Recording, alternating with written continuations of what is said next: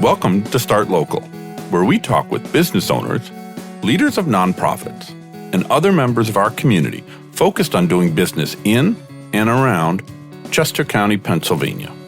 Each episode will provide insight into the local business scene and tell you about opportunities to connect with and support businesses and nonprofits in your local area.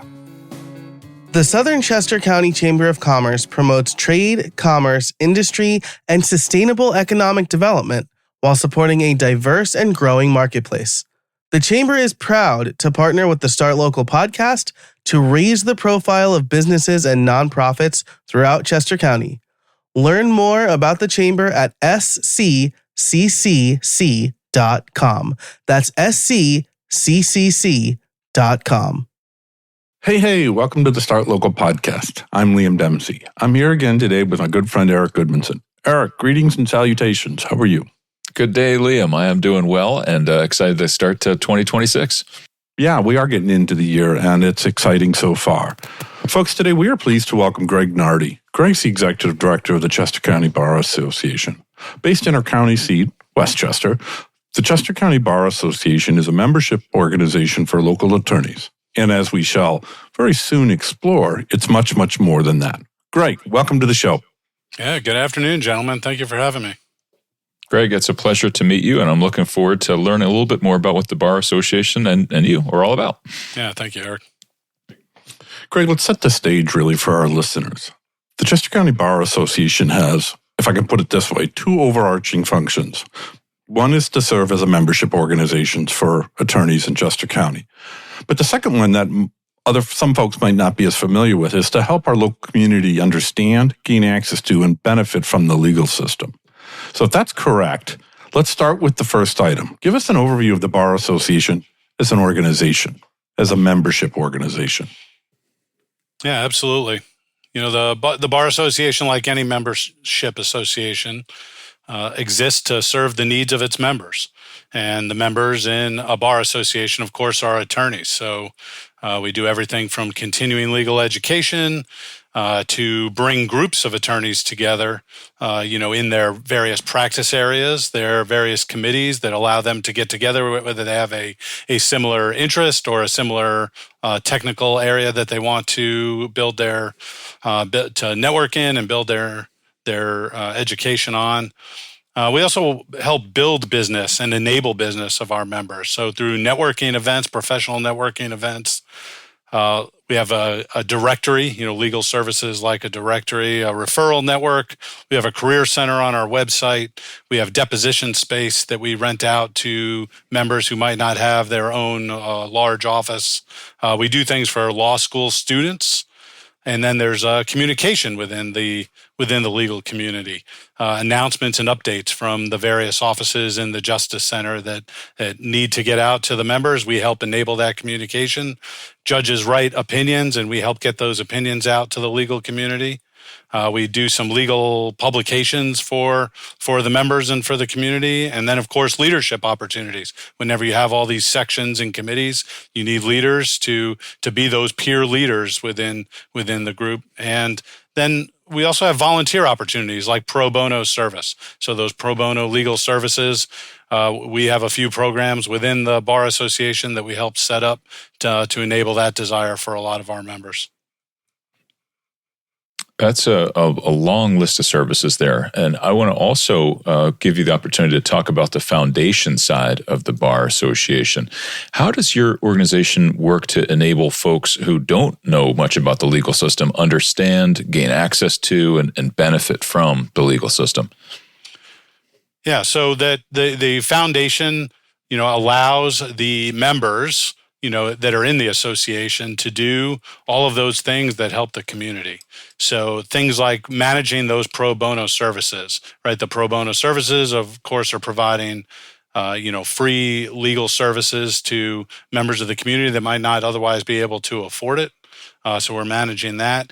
On the educational side, we manage the mock trial program for local high schools.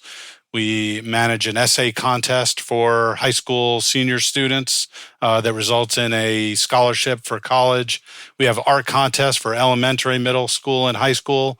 along a civics education topic.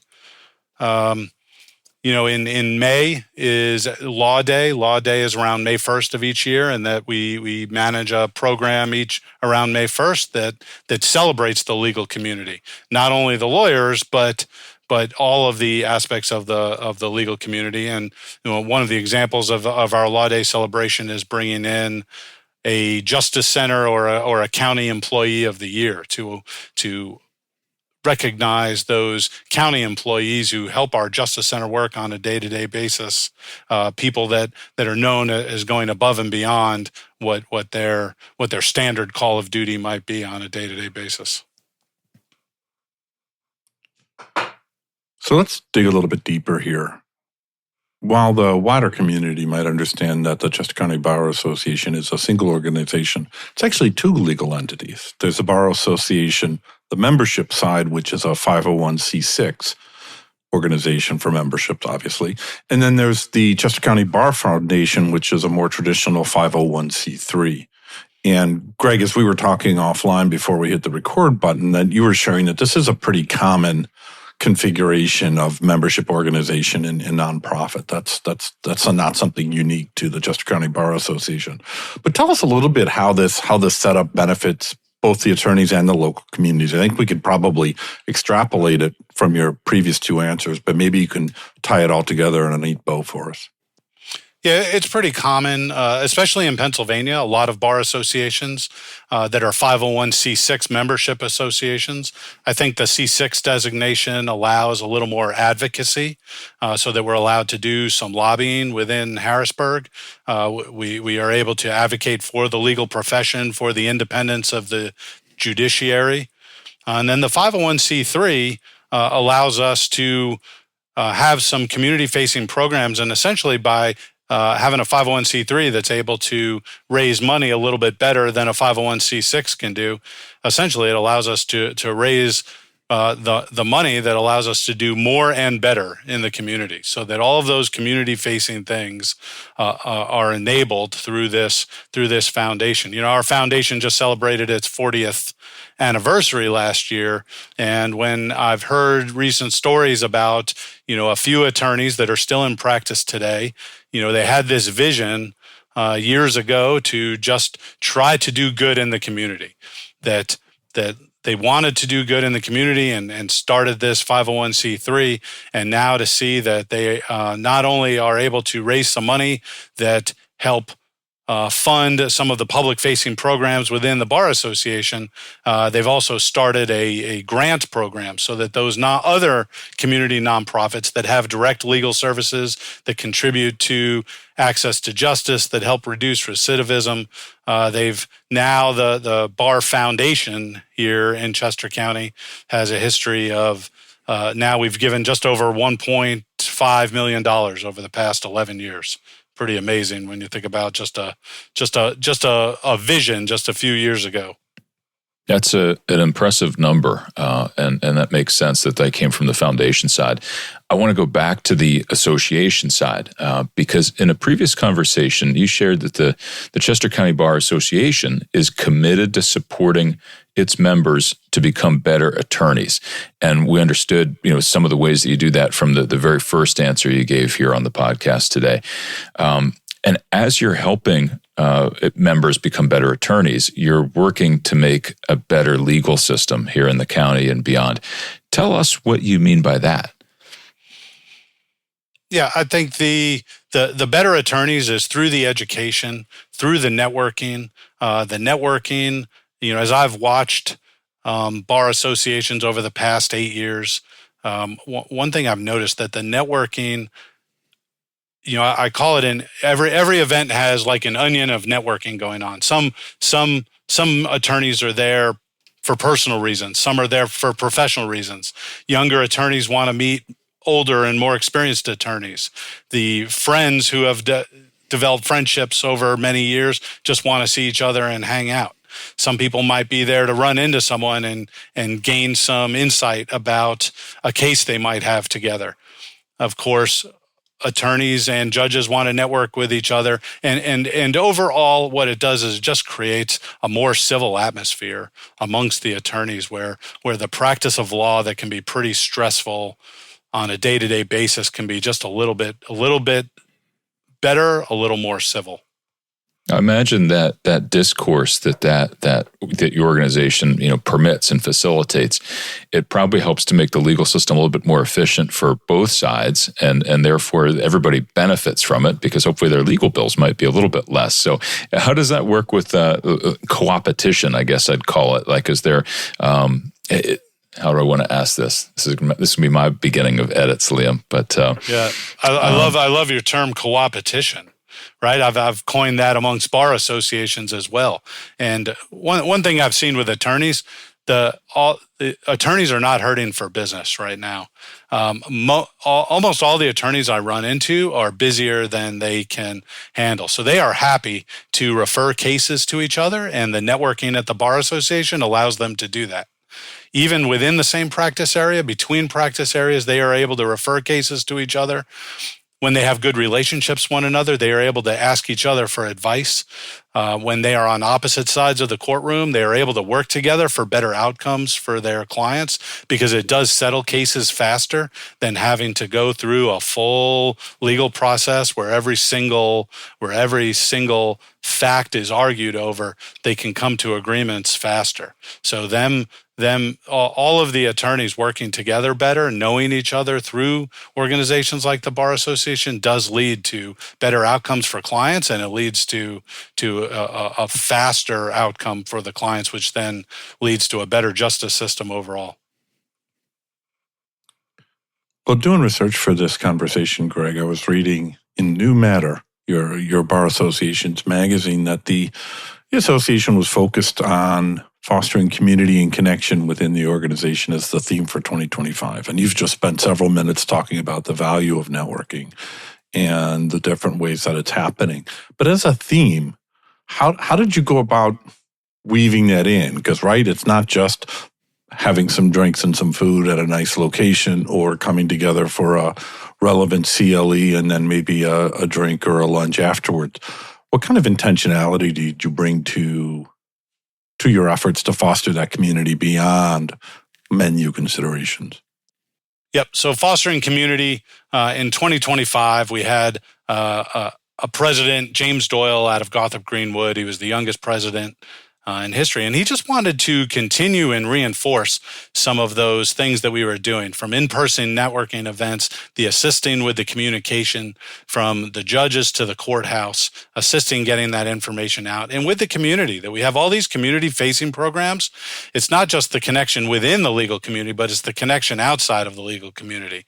The connection between the Bar Association and other nonprofits, the nonprofits that benefit from our grant program, and benefits within the community, such as our lawyer referral and information service, making sure that we're able to help the community when they have a legal need, and to make sure they're informed of other possible free outlets for what they're doing before they potentially spend a lot of money on an attorney.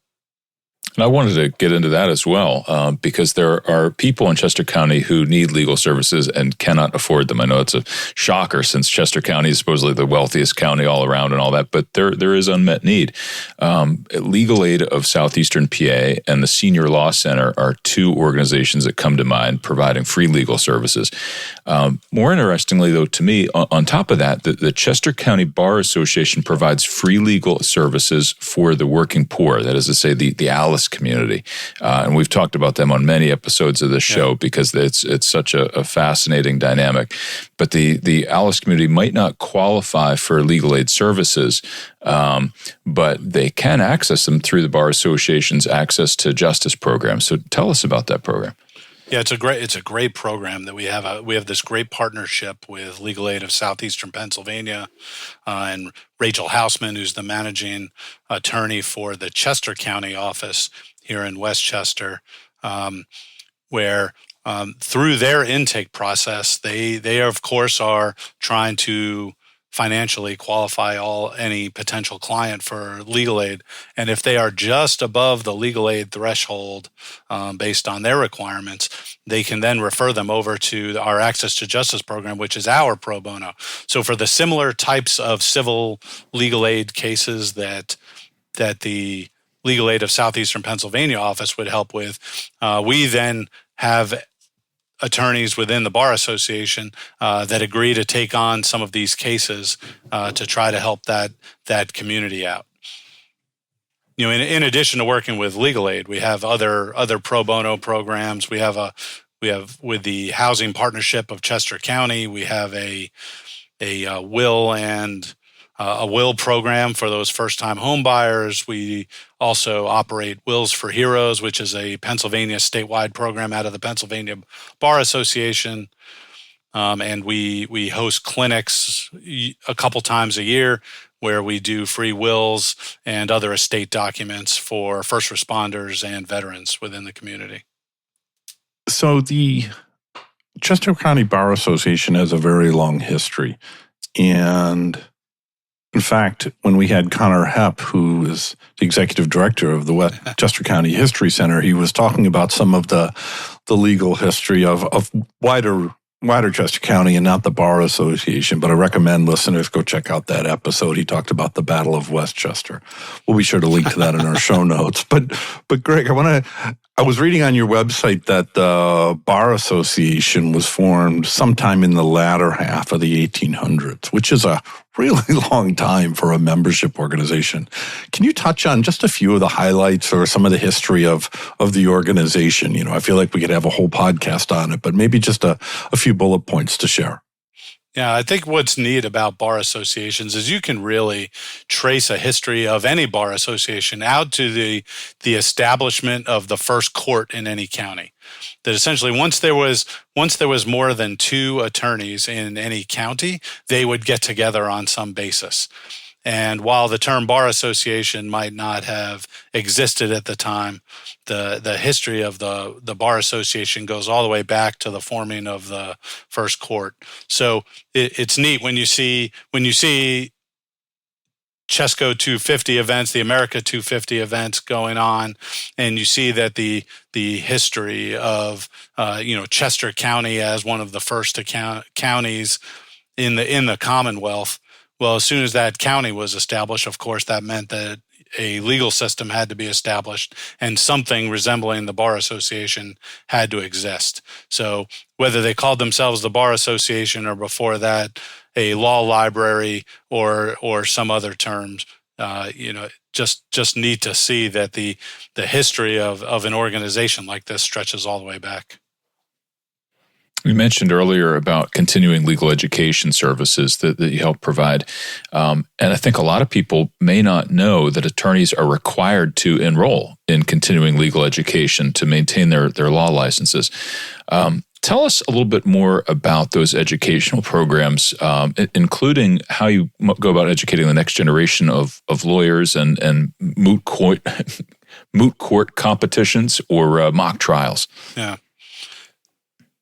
Yeah, the continuing education for attorneys is just a series of classes. They have to do 12 hours per year. Some are in ethical areas, some are in substantive areas. Of course, attorneys want to focus on the areas in which they practice. So we have 25 different practice area sections, and those sections help find volunteers, those peer leaders, the more experienced peers who have unique perspectives or unique experience, and then they help teach others. It's a great relationship we have with our bench. So of course, the judges in our county participate in many of these programs, and it helps pass on lessons learned and advice to all the attorneys in the county. Yeah, and maybe a little more exciting is how is this bar association prepping that next generation, right? So we have partnered programs with Westchester University here in town where we have partnered. They have a pre-law school program within the undergraduate program, and we have helped them with some of their programs, always available with guest speakers. They have a career day where many of our lawyers, especially the alumni of Westchester University, help out. Many of our attorneys are coaches for the mock trial competition. We talked about how our young lawyer division runs that mock trial program. So whether it's guest speakers for high schoolers or a program at Westchester University or the law school programs, pretty exciting to watch. Each generation help out that next one. I want to go back and talk about the Bar Foundation. And you shared previously that the foundation awarded about $150,000 in grants to local nonprofits in 2025. And earlier in this conversation, you shared that over the life of the foundation, it was something like $1.5 million, if my memory and notes serve me correctly, which is, both $150,000 and $1.5 million are significant amounts of money to be giving away. And as you shared, those grants are really about furthering the foundation's missions to help folks understand the legal system, get access to it, and really benefit from it. But tell us about the nature of the programs that the foundation supports. What organizations has the Bar Association funded, and I guess kind of why, and not a why in the sense of this specific organization, but what kind of organizations does the foundation fund? Yeah, when the foundation was first able to give those first few dollars away, they've focused on those organizations that do direct legal services.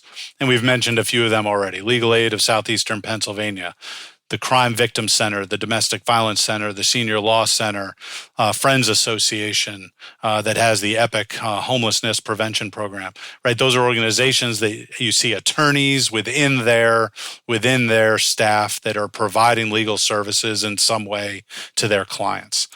And then as the foundation grew in capability, it was able to expand and look at programs like the Westside Community Center. Westside Community Center has an immigration legal services program where some of their staff has been trained by the Department of Justice to assist immigrants in the proper preparation and processing of the paperwork, right? A very complicated process that I know very little about other than it's very complicated. And so to know that, right, there's somebody right down the road who's helping out that population in our county. I believe it's the only program like it that is here in the county. And so then you have programs like Gateway Horseworks that has programs with the prison that help as certain populations are preparing to be released from prison. They are ensuring the mental health of those clients and then helping reduce recidivism. You have programs like Home of the Sparrow that are helping women as they come out of prison, make sure they launch correctly and lead successful lives, again, reducing recidivism. And so those are the types of programs that our foundation board is looking at when they decide where to give money out. Probably the hardest part is they wish they had more money. There's so many programs, and we're just not able to fill the great need out there. Let's turn the magnifying glass around a little bit and talk about your own funding. You mentioned two organizations, technically, the Chester County Bar Association and the Chester County Bar Foundation. What are the funding sources for those two organizations primarily? Within the association, we have funding streams, starting with dues revenue. Of course, our members pay dues, so that brings in some of our income. We have some non-dues revenues, such as marketing opportunities and networking opportunities that we provide with partner businesses that want to do business with attorneys and help attorneys build business, as well as allow attorneys to do business with them for the services that they need. For the foundation, we have normal fundraising. We do fundraisers each year. Every spring, we run an event we call our Key Gala, which is the only big fundraising event that we do. For specifically for the 501c3 that helps feed that grant program that we've been talking about. Last year, the Pennsylvania Bar Association and its Conference of County Bar Leaders gave an award to your bar association for its Law Day program. You mentioned the program earlier in this conversation, but tell us a little bit more about that. And can you touch on what sets it apart for recognition from your colleagues across the Commonwealth of Pennsylvania? What's so special about it that everybody from all over the state said we should recognize this? Yeah. Well, first, the Pennsylvania Bar Association has a great program that recognizes a lot of great programs across all counties. So it's pretty special to be recognized by them, and it's neat to see all of the programs that other counties get recognized for. Last year, we looked at our Law Day program. I'm not sure. I think a lot of counties do some great Law Day programs. I think what I like about our Law Day program is that it tries to look at the entire legal community. We try to recognize the legal community, everything from those elementary school kids that participated in the art contest to the high school essay contest winners and their great thoughts on some civics topic, to an induction ceremony where we ceremonially induct new lawyers into the court of common pleas for Chester County. And then we recognize employees of the justice system of our county, great employees of our county. We recognize other community members who do community service, but community service that helps the justice system. And then we also recognize our own members that are doing great things in the community, through their own community service. So it's not just a focus on our members, but a focus on the entire legal community.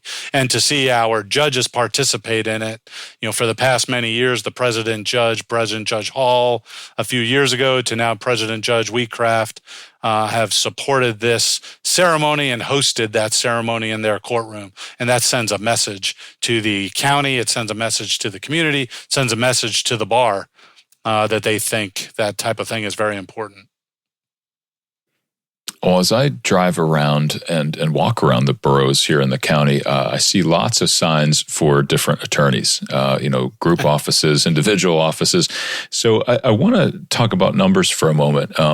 How many members, I should say, do you have within your organization? And do you have an understanding of how many practicing attorneys and licensed attorneys there are here in Chester County? Yeah, within our membership, we have just over 1,000 members. I think there's somewhere just over 2,000 attorneys in Chester County. Not all of them. I would love all of them to be members of the Bar Association. I think it would benefit them. But some of them might work in other counties. They might work in Philadelphia, New York City, where they commute, and maybe it wouldn't make sense for them to be in the Chester County Bar Association. But of course, as we've seen our membership grow, one thing I've noticed is that members bring in members, and that often there even attorneys don't know of all the services and all the benefits that can come directly or indirectly through membership in a bar association. And often it's over a cup of coffee, where a member is having a cup of coffee with a non-member and say, "Hey, you're missing out. You need to come join." And they check it out. Leadership in any membership organization is tough, because you have to keep all the members, rowing in generally the same direction. And I imagine trying to keep 1,000 attorneys all rowing in the same direction would be a unique set of challenges. So how do you work through that? Yeah, I think it's the great volunteer leaders we have. I mentioned the board of directors, right? It starts with a great board of directors who's helping provide that guidance and direction on a month-to-month, a day-to-day basis. It's a great relationship between myself and my staff and that board and the president on a year-to-year basis. And then it's those, again, almost 50 different committees and sections. We have some incredibly dedicated volunteer leaders.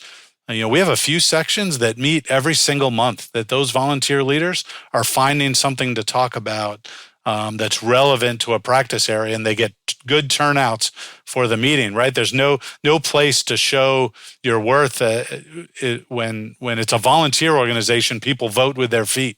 And to see a great turnout for many of these sections and committees month after month, you can just see that comes from those great dedicated volunteers. I want to spend some time talking about your career here, Greg.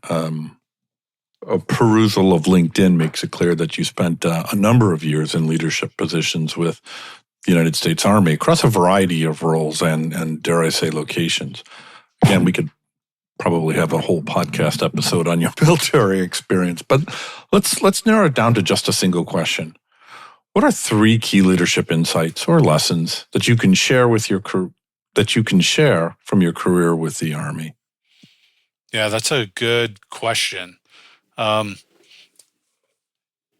first one of the first things that comes to mind when you ask that is about setting the example. It's something that I learned early as a freshman in college when I was being taught and mentored by those sophomores, juniors, and seniors, was just the importance of setting the example, from your timeliness in the morning to just and tied to that is attitude and work ethic, right? Having that positive can-do mindset, not necessarily Pollyanna positivity, but just a positivity that we can accomplish the mission, that we will accomplish the mission, and that in that, back to setting the example. You don't necessarily have to be the smartest person in the room, and I am definitely not. I have an incredible staff, and I am never the smartest person in the room when I come to work. I'm never the smartest person in the room when I sit with my board of directors.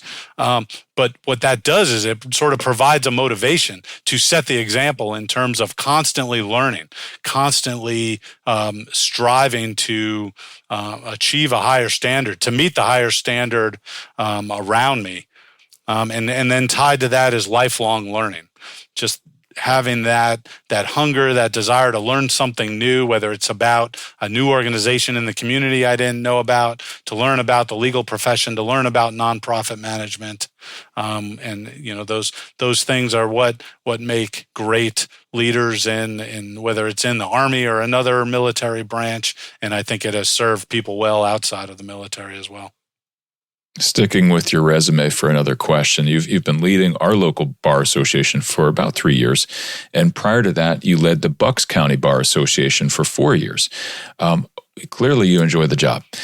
What do you enjoy about leading membership organizations for attorneys? Yeah, similar to my time in the Army, it was about the people. Right? When people ask me, what do I miss most about leaving the Army, it was the people. You're around so many great people. In the Bucks County Bar, I loved the staff I worked with. I loved the attorneys there. I loved seeing what they did on a day-to-day, week-to-week basis. So many of the good things that have continued here into Chester County.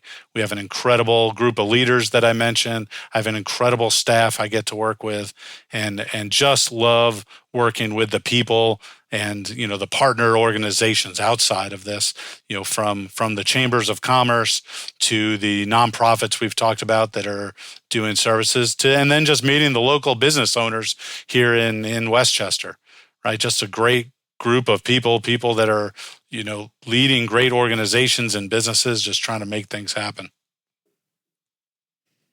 Let's get out of the office and leave the computer and the laptop behind. You're into your outdoors, Greg. You like some hiking, you like some camping and the like. Tell us about some of your local favorite places to hike. Where in and around Chester County do you like to go hiking? Oh gosh, I don't know that I'm the spokesperson for hiking. As much as I like to try, I think maybe I try more than I do.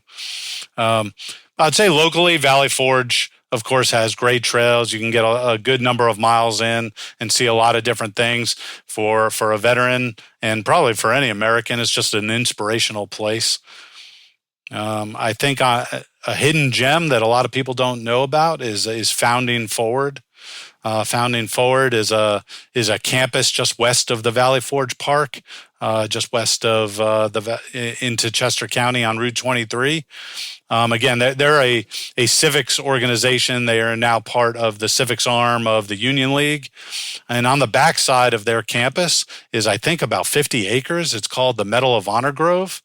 And it's an incredible network of trails with monuments and markers to every Medal of Honor recipient that has ever occurred, along with some other honors, other placards. It's a beautiful space that you can walk around, you can reflect, it's quiet. And then if I had to pick a hiking location a little further away, it's just the Appalachian Trail.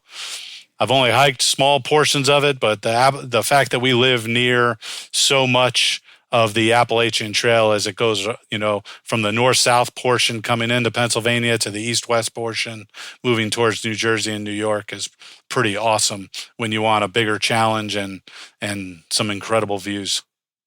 Those are some great tips. And that's one of the reasons I really enjoy these podcasts, because everybody brings something unique and talk about lifelong learning. I have episode-long learning, I feel like, when we do these interviews. At a recent networking event, we heard you speak eloquently and passionately about how the Scouts are helping neurodivergent teens grow and flourish as Scouts. Tell us about that. Yeah, so I participated in Boy Scouts growing up. My sons participated in the Scouts BSA program through Troop 7 in Malvern. And in my time with Troop 7 in Malvern, there was a brother organization, Troop 77, which was a troop for boys with autism and other disabilities. And at the time, my sons were going through Troop 7. They had some peers, and I met some other dads who had sons both in Troop 77 and Troop 7. So as my sons left the scouting program and went off to college, I knew I wanted to continue serving with Scouts. So I continue to serve with Troop 7 in some capacities, but the Troop 77 dads really have to run that program. And I could see that they could use extra hands. So I plugged in there, got to know the Scoutmaster real well. I'm a West Point graduate. He's a Naval Academy graduate. So we naturally bonded over loving and hating each other at the same time. And, a friendship was struck from there. And now I've gotten even more involved with the Troop 77 leadership.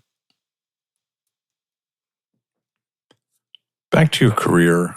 You've worked for the government, in the military, the Army. You've worked in the private sector, and now you're in the nonprofit sector. You've, by all outward glances, appear to have successfully transitioned your career from the military to civilian life, as the phrase goes. And certainly we can read enough articles about the challenges of making that transition. I've never served in the military, so I don't have any firsthand experience of that. But I saw on LinkedIn that you served as a career readiness instructor for an organization called 4 Blocks, and that's a nonprofit helping veterans and their spouses transition careers really from the military to the private sector. Greg, tell us a little bit about the challenges that veterans might face when transitioning to the civilian job sector. What's that like for veterans? Yeah, I think one of the biggest challenges that many veterans face, and I know I faced, is that loss of purpose and the loss of community.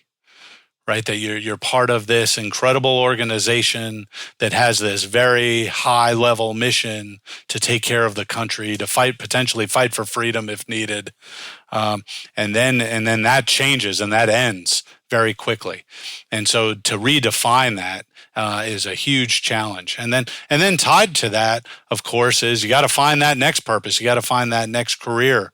And the purpose can be tied to a nonprofit and a volunteer, but you do have to pay the bills, and you have to try to find purpose in some sort of job. And so finding a new career and potentially finding a new place is very difficult. And there are great organizations. 4 Block is definitely an awesome organization doing great things. So that organization helped me, and I did a lot of things okay getting out, and I did a lot of stupid mistakes as I transitioned out, and I wanted to help pass on some of those lessons learned. And even with all that assistance, it's still hard, right? Nothing is guaranteed, and job markets are tough, and there's tough competition. So even those coming out of the military with great resumes, they are still competing against other people, maybe who aren't out of the military, who also have great resumes. I always love learning from other people's mistakes. I find that much more, instructive than learning from other people's successes. So I fully understand and appreciate what you're saying there, Greg. And it's less painful than learning from our own mistakes. Although they're good too. I have to ask a perennial question that's always a loved and hated question both. You just told us about a nonprofit that more folks should know about, but let me ask you about a local business or another local nonprofit perhaps that more people should know about. Let me go with the Westside Community Center. The Westside Community Center is doing incredible things for youth in our from their before and after school activities, their weekend activities, their summer camps. And then, of course, I got to know them initially through their grant application and their immigration legal services. Just an organization that it feels like to me they're punching way above their weight. The number of community members they serve, the amount of meals they serve, the amount of services they're providing for the community, just awesome. Well, we'll be sure to link to them and all the other organizations and businesses and items that we've talked about over in the show notes on our website on startlocal.co. That's startlocal.co.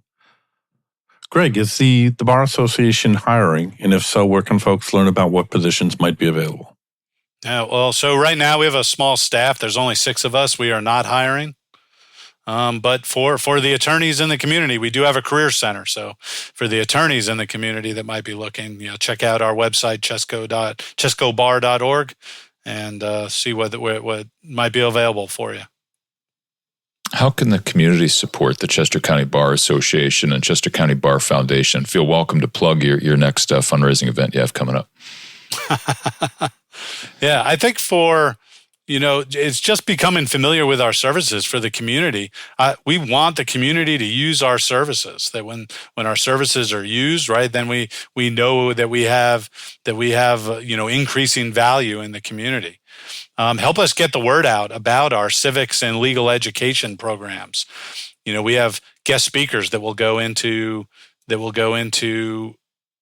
schools to provide lessons that we've developed in partnership with the CCIU, and provide those opportunities. Whether it's those classes, the art contest, the essay contest, just getting the word out about that. And of course, if anybody knows about a nonprofit that's in the access to justice space, that's helping legal education, that's helping provide legal services, please send them our way so that we can get them tied in with our grant program.